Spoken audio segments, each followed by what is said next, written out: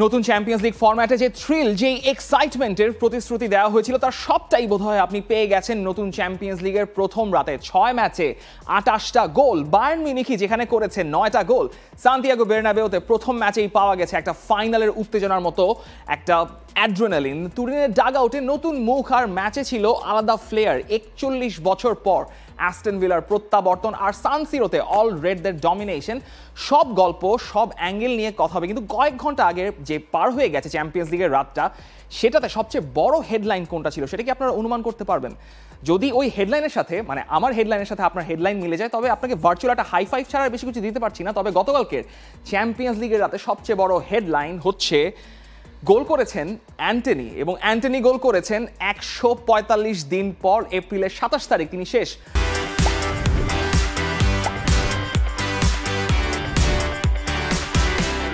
বার্নলির বিপক্ষে গোল করেছিলেন, যদিও চ্যাম্পিয়ন্স লিগে গোল করেনি, গোল করেছেন লিগ কাপে। তবে অ্যান্টনির গোল ম্যানচেস্টার ইউনাইটেডের 7-0 গোলে জেতাটা একটা বড় ঘটনা বটে।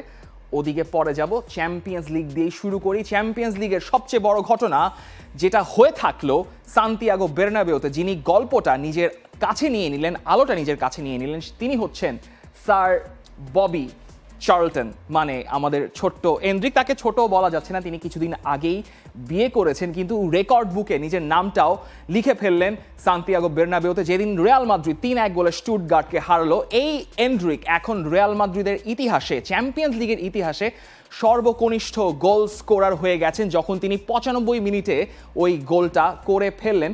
আপনি যদি ফিরে যান এপ্রিলের 25 তারিখ 1957 সালে, তবে যেই স্যার ববি চার্লটনের কথা বলা হলো, এই স্যার ববি চার্লটন, তার ইউএফা চ্যাম্পিয়ন্স লিগে অভিষেক হয়েছিল, যাকে এই এন্ড্রিক ভদ্রলোক তার গুরু মানেন, আইডল মানেন। সেই 25 তারিখ 1957 সালে তার বয়স ছিল 19 বছর 6 মাস 14 দিন। তিনি সেদিন ম্যানচেস্টার ইউনাইটেডের হয়ে ঠিক এই রিয়াল মাদ্রিদের বিপক্ষেই দ্বিতীয় গোলটা করেছিলেন, নিজের প্রথম গোল, দলের হয়ে দ্বিতীয় গোলটা করেছিলেন, এবং সেই ম্যাচটা 2-2 শেষ হলো। ঠিক 67 বছর পর তাকে যিনি আইডল মানেন, এই এন্ড্রিক, তিনি 67 বছর পর 18 বছর 58 দিনে তিনি 95 মিনিটে একটা গোল করলেন। মানে যেই আইডল, যেমনই আইডল তেমনই তার শিষ্য আপনি বলতেই পারেন। এবং দিস এন্ড্রিক, যিনি 95 মিনিটে গোল করেছেন, তাকে সরাসরি কার্লো আনচেলত্তি বলেছেন তিনি খুবই সাহসী একটা ছেলে। মানে বান্দা সাহসী কেন হবেন না? মাত্র 2 দিন আগে তিনি বিয়ে করছেন, সেই তার পছন্দের প্রেমিকা গ্যাব্রিয়েলি মিরান্দাকে বিয়ে করেছেন, এবং তার বিয়ে করার একটাই কারণ যে তিনি বাবা হতে চান।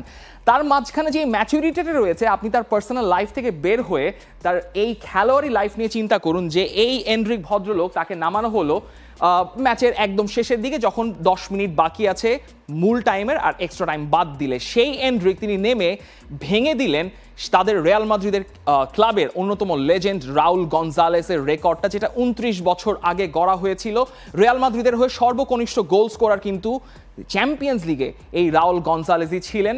সেখান থেকে এখন এন্ড্রিক হয়ে গেছেন সেই লিস্টে সর্বকনিষ্ঠ গোল স্কোরার। এন্ড্রিককে নিয়ে অনেক কথা বলা হলো, এন্ড্রিককে নিয়ে অনেক কথা বলা যাবে, তবে রিয়াল মাদ্রিদের খেলাটা সান্তিয়াগো বের্নাবেউতে আসলে খুব একটা রিয়াল মাদ্রিদ সুলভ হয়নি, যদি আপনি একদম প্রথম হাফের কথা চিন্তা করেন। যদি অনেকে বলেন রিয়াল মাদ্রিদ সাধারণত 80 মিনিটের পর খেলাটা খেলে থাকে, সেই আলাপটা একটু পরে আসছি।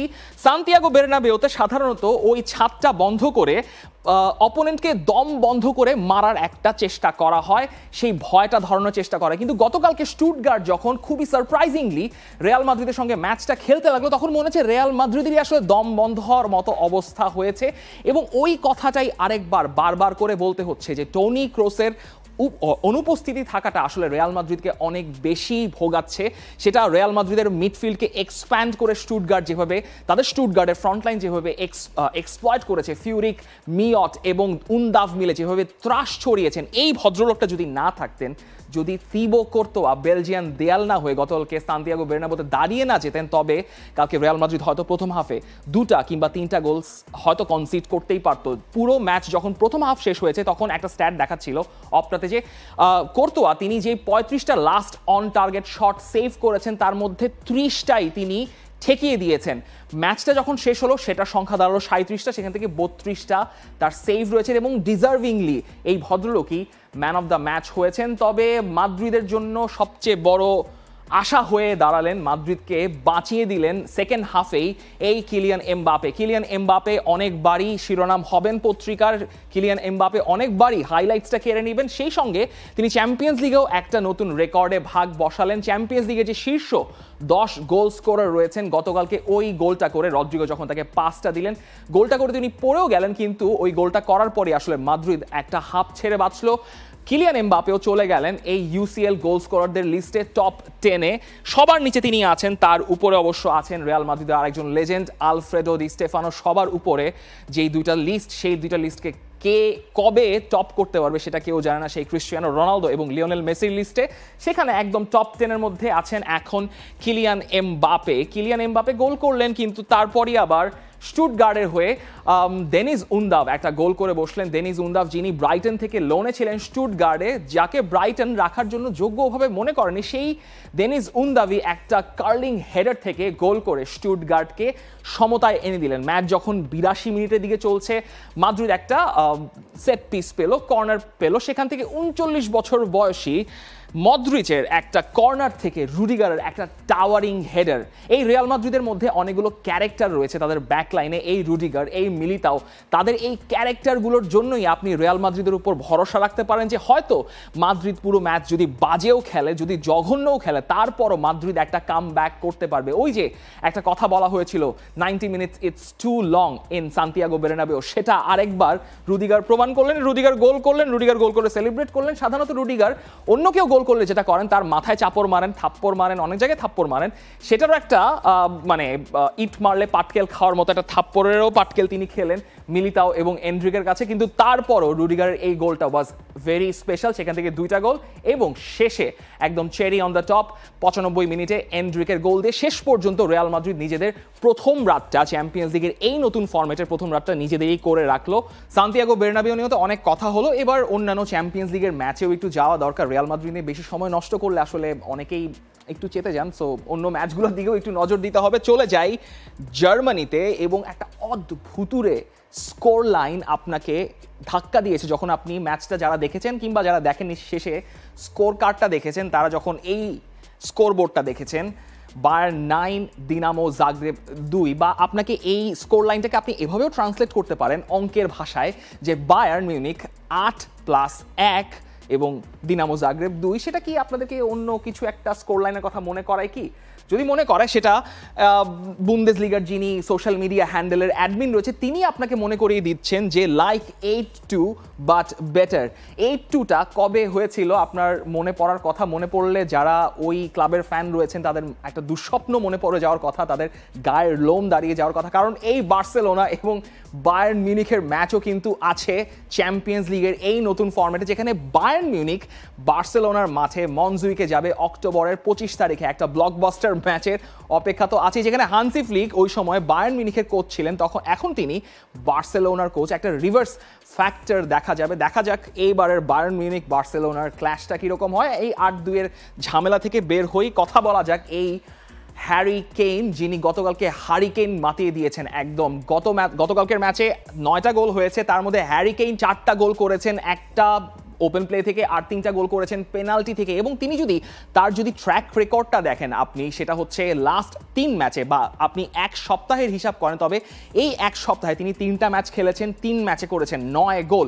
ফিনল্যান্ডের সঙ্গে করলেন তিনি 2টা গোল, তারপর হচ্ছে হলস্টাইন কিলকে পেয়ে তিনি একটা হ্যাট্রিক করে বসলেন, আর গতকালকে ওই সংখ্যাটা আরও একটা বাড়িয়ে নিয়ে করলেন 4টা গোল। এবং তিনি প্রথম ইংলিশম্যান যিনি অ্যালান স্মিথের পর, আর্সেনালের হয়ে যখন 1993 সালে অ্যালান স্মিথ খেলতেন, তারপরে ইউসিএলে 4টা গোল স্কোর করলেন। এবং একই সঙ্গে তিনি ওয়েইন রুনির যে রেকর্ডটা ছিল চ্যাম্পিয়ন্স লিগে সবচেয়ে বেশি গোল করা ইংলিশম্যান, সেই তালিকাতেও তিনি এখন টপে চলে গেছেন। 50টা ম্যাচ খেলে তিনি করেছেন 53টা গোল এবং 13টা অ্যাসিস্ট রয়েছে। হ্যারি কেইন না হয় 9টা গোলের মধ্যে 4টা গোল করলেন, বাকি গোল এসছে গোরেৎস্কার কাছ থেকে, লিরয় জানের কাছ থেকে, রাফায়েল গেরেরোর একটা দুর্দান্ত একটা গোল থেকে, এবং অলিজেও গোল করেছেন ডাবল।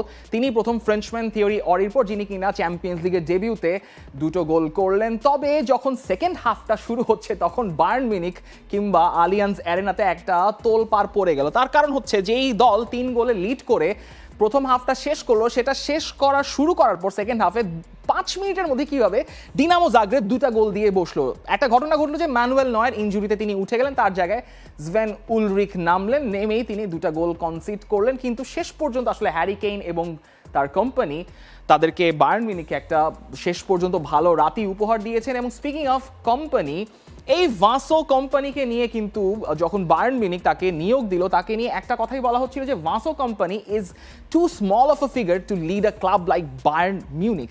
এখন ভাসো কোম্পানি তিনি ম্যানচেস্টার সিটির হয়ে খেলে পেপ গুয়ার্দিওলার অধীনে সব কিছুই অ্যাচিভ করে ফেলেছেন একটা চ্যাম্পিয়ন্স লিগ ছাড়া। কিন্তু কথা হচ্ছে যেই ভদ্রলোকটা বার্নলিকে নিয়ে লাস্ট সিজনে রেলিগেটেড হয়ে গেলেন, তিনি বায়ার্ন মিউনিখকে ম্যানেজ করার মতো ক্যালিবার তার আছে কিনা। কোম্পানি প্রথম দিকে তাকে অনেক সমালোচনা সহ্য করতে হয়েছে, তবে তিনি এই লাস্ট 2টা ম্যাচে স্পেশালি তিনি মোটামুটি প্রমাণ করছেন যে তিনি probably is the right man at the help. এটা মনে রাখা দরকার, তিনি কিন্তু বায়ার্ন মিউনিখের ষষ্ঠ চয়েস ছিলেন, প্রথম না, দ্বিতীয় না, তৃতীয় না, ষষ্ঠ চয়েস ছিলেন যিনি কিনা বায়ার্ন মিউনিখের কোচ হয়ে এসেছেন। তবে সব কিছু দেখে মনে হচ্ছে বায়ার্ন মিউনিখের ওই যে হারমোনি, ওই যে ইগো, সব কিছু ম্যানেজ করার ব্যাপারে মোটামুটি কোম্পানি পাশ মার্কই পেয়ে গেলেন। এবং ডেফিনেটলি তার চ্যাম্পিয়ন্স লিগ ডেবিউ ম্যাচে এরকম একটা রেজাল্ট তাকে বায়ার্ন মিউনিখের এই স্টুয়ার্ডশিপ নেওয়ার জন্য আরেকটু কনফিডেন্স তো অবশ্যই দেবে। চ্যাম্পিয়ন্স লিগে যেটা দেখা যায় যে একটা স্পেশালিটি, সেটা হচ্ছে আমরা অনেক ভালো ভালো টিফো দেখতে পাই। সেরকম একটা টিফো গতকালকে আলিয়ান্স অ্যারেনাতে দেখা গেল। এই আলিয়ান্স অ্যারেনার টিফোতে লেখা সেটা হচ্ছে too many games, too many responsibilities, too many money hungry people, এরকম কিছু একটা বার্তা আসলে দেওয়ার চেষ্টা করা হয়েছে। আপনারা যদি একটু রিওয়াইন্ড করে 2 দিন আগের একটা প্রেস কনফারেন্সে চলে যান, ম্যানচেস্টার সিটির রদ্রি তিনি বলছেন যে প্লেয়াররা খেলতে খেলতে এমন টায়ার্ড অবস্থায় পৌঁছে গেছেন, এত ম্যাচ, এত গেমের যেই চাপ রয়েছে সব কিছু মিলে প্লেয়াররা স্ট্রাইকে গেলেও, আন্দোলনে গেলেও চলে যেতে পারেন একটা পর্যায়ে। এবং সেটাই আসলে এই টিফোতে উঠে এসছে যে পরিমাণ খেলা এত কনজেস্ট করা হয়েছে, যে পরিমাণ চাপ আসলে প্লেয়ারদের উপর নিতে হচ্ছে, যে পরিমাণ আসলে টাকার ব্যাপারে ইউএফা এবং ফিফা বেশি জোর দিচ্ছে, সেটা আসলে এই আলিয়ান্স অ্যারেনাতে যারা এই ব্যানার, এই টিফো নিয়ে এসেছিলেন তারা সেখানে প্রতিবাদের জন্য নিয়ে এসেছেন। টিফো নিয়ে আরেকটু কথা হবে, তবে সানসিরো থেকেও ঘুরে আসা দরকার। সানসিরোতে everything is not all right in San Siro. এই সানসিরো লেজেন্ড এবং আরও অনেক ক্লাবেরই লেজেন্ড ইব্রাহিমোভিচ এখন তিনি দায়িত্ব পালন করছেন সিনিয়র অ্যাডভাইজার হিসেবে এসি মিলানের। গতকালকেও যখন সানসিরোতে এসি মিলান এবং লিভারপুলের ম্যাচটা হচ্ছে, তখন তার সঙ্গে আলেকজান্ডার সেফেরিন, দিদা, কাফু সবাই কিন্তু বসেছিলেন, লুই ফিগো ছিলেন সেখানে। কাকাকে একটা সম্মাননা দেওয়া হলো, সেটাও আমরা দেখেছি। তবে এই সব কিছু মিলে, এই যে বাগাড়ম্বর, এই যে সাড়ম্বর মিলে যখন এসি মিলান এরকম একটা ম্যাচ খেলে ফেলে, তখন আসলে কাকা হয়তো ওই ডাগ আউটে বসে, ওই স্টেডিয়ামের স্ট্যান্ডে বসে তিনি হয়তো ফুঁসতে পারেন যে তিনি হয়তো মাঠে নেমে যেতে পারলে এসি মিলান আরেকটু ভালো ম্যাচ খেলতে পারতো। সানসিরোতে গতকালকে একটা টিফো দেখা গেল, সেটা হচ্ছে ফিয়ারলেস। এই সানসিরোতে এসি মিলানের অনেকগুলো আইকনিক টিফো রয়েছে, তবে এই ফিয়ারলেস ব্যানারটা যখন উঠলো তার 3 মিনিট পরেই কিন্তু ক্রিশ্চিয়ান পুলিসিক একটা গোল করলেন। সেখান থেকে মনে হচ্ছিল যে এসি মিলানের একটা স্মরণীয় দিন হয়তো সানসিরোতে দেখা যাবে। কিন্তু যখন 90 মিনিট সানসিরোতে শেষ হয়ে গেল, তখন এই ফিয়ারলেস ব্যানারটা নেমে গেল। উল্টো তখন দুয়োধ্বনি তো শুরু হয়েছিলই, তার সঙ্গে একটা শব্দ, মানে একটা বাক্য খুব বেশি সবখান থেকে শোনা যাচ্ছিল। কারভাসুত থেকে যারা মিলানের উলট্রাস রয়েছেন তারা বারবার চিৎকার করে বলছিলেন ফুয়োরি কলিওনি। এখন এই ফুয়োরি কলিওনির বাংলা অর্থটা কি সেটা আমার পক্ষে এখানে, মানে আমি জানি সেটা বলা সম্ভব হচ্ছে না। সেটা আপনারা যারা ইতালিয়ান ভালো জানেন বা ট্রান্সলেট করে নিতে পারেন তারা একটু ট্রান্সলেট করে নেবেন। তার কারণ হচ্ছে এসি মিলান যেই লাম্বাস্টিক একটা ম্যাচ খেলেছে সেটা কোনোভাবেও সানসিরোর এই দর্শকরা এসি মিলানের কাছ থেকে এক্সপেক্ট করে না। তবে আর্নে স্লটের জন্য একটা দুর্দান্ত ভালো খবর, তারা যেই ম্যাচটা হেরে গেল নটিংহাম ফরেস্টের সঙ্গে, সেই নটিংহাম ফরেস্টের সঙ্গে ম্যাচটা হারার পর এরকম একটা চ্যাম্পিয়ন্স লিগের সূচনা আর্নে স্লটের জন্য, লিভারপুলের জন্য একটা ভালো বুস্ট আপ দিবে। প্রথম 2টা গোলই একটা খুবই আইডেন্টিক্যাল সেট পিস থেকে, কিন্তু এসি মিলানের জন্য আসলে দুশ্চিন্তার অনেকগুলো কারণ রয়েছে। তার কারণ হচ্ছে মাইক মানিয়ন তিনি ইনজুরিতে পড়ে গেছেন, তার জায়গায় যে লরেনজো তোরিয়ানি নেমেছিলেন 19 বছর বয়সী কিপার, তার ঘাড়ে এত ভরসা করাটাও আসলে এসি মিলানিস্তির জন্য ঠিক সুবিধার ছিল না, কারণ তার ডেবিউ হয়েছে, সেখানে তিনি একটা গোলও কনসিড করেছেন।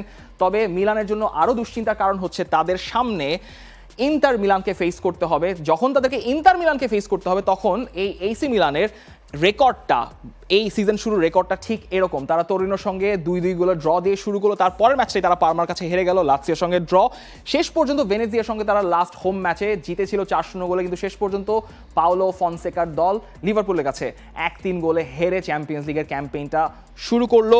এসি মিলান লিভারপুল থেকে একটু চলে যাই পর্তুগালে, যেখানে আরেকজন গোল মেশিনের বা গোল স্কোরার যিনি রোবটিক ওয়েতে গোল করে যাচ্ছেন তার একটা ঝলক কিন্তু আপনারা দেখতে পেয়েছেন যদি স্পোর্টিং সিপির ম্যাচটা আপনারা দেখে থাকেন। স্পোর্টিং সিপির ভিক্টর গিয়োকেরেস, এই সুইডিশ, তার চ্যাম্পিয়ন্স লিগের ডেবিউ হয়েছে, যিনি কিনা 15 মাস আগে খেলতেন ইংলিশ প্রিমিয়ার লিগের সেকেন্ড টায়ারে অর্থাৎ চ্যাম্পিয়নশিপে কভেন্ট্রি সিটিতে। সেখান থেকে 27 মিলিয়ন ইউরোতে স্পোর্টিংয়ে তাকে নিয়ে আসা হলো এবং প্রথম সিজনে তিনি 29 গোল করলেন 33 ম্যাচে। গতকালকে তার চ্যাম্পিয়ন্স লিগের ডেবিউ ছিল এবং যখন এরকম তারই মতো একজন সুইডিশ চ্যাম্পিয়ন্স লিগে যার ডেবিউ হয়েছিল 2002 সালে, তিনিও সেই ভদ্রলোকও কিন্তু গোল করেছিলেন, যিনি কিনা সান সিরোর স্ট্যান্ডে বসেছিলেন জলাতান ইব্রাহিমোভিচ। তার পদাঙ্ক অনুসরণ করে এই সুইডিশ কালকে গোল করলেন এবং এই মৌসুমে তার গোল ট্যালিটাও কিন্তু ভয়াবহ। 9 ম্যাচ খেলে 12টা গোল করেছেন, দেশ এবং ক্লাবের হয়ে 5টা অ্যাসিস্ট রয়েছে এই ভিক্টর গিয়োকেরেসের।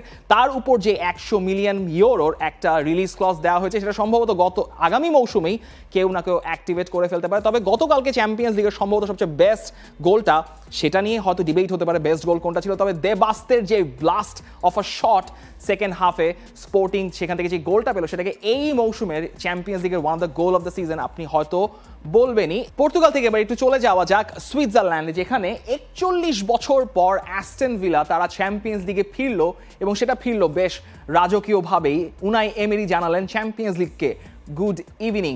এই যে টিয়েলেমান্স গোলটা করলেন 41 বছর পর চ্যাম্পিয়ন্স লিগে এই প্রথম গোল আসলো অ্যাস্টন ভিলার কাছ থেকে।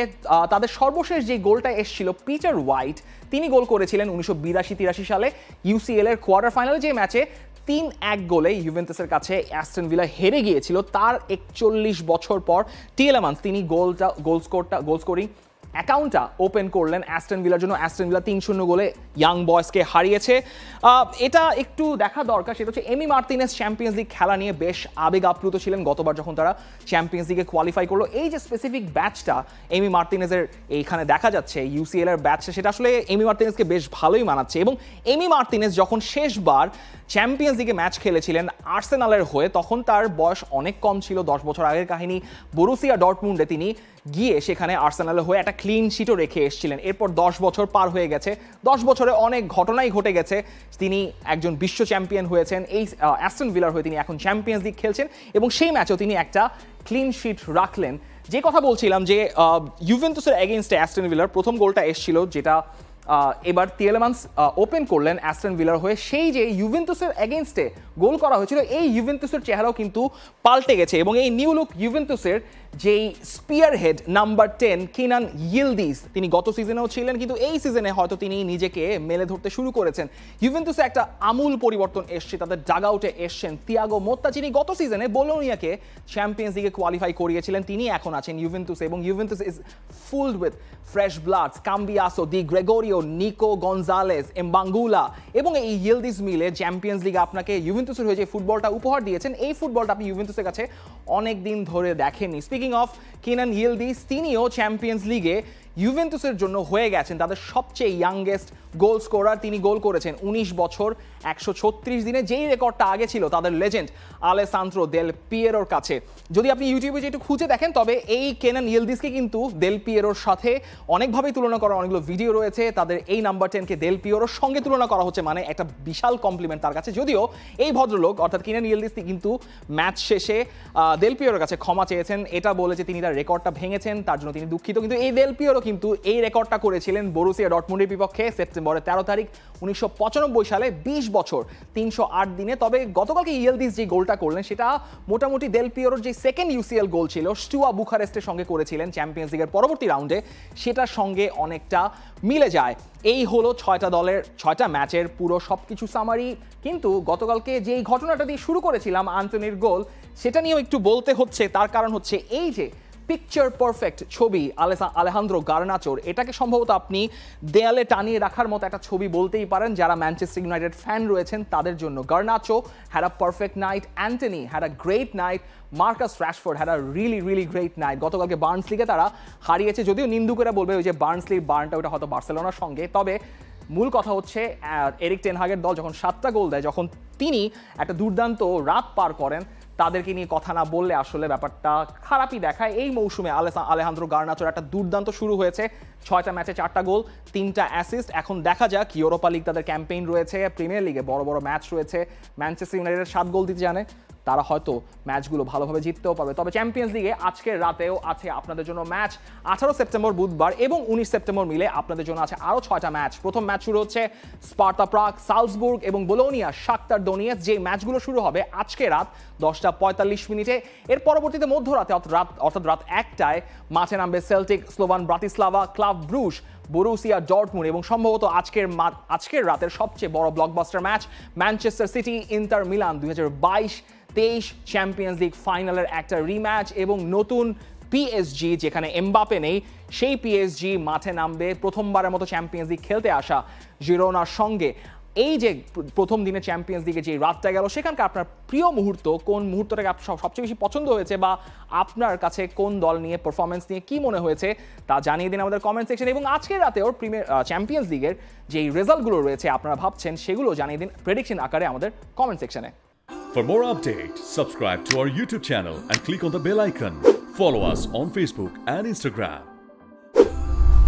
Download T-Sports app to enjoy exciting games and highlights.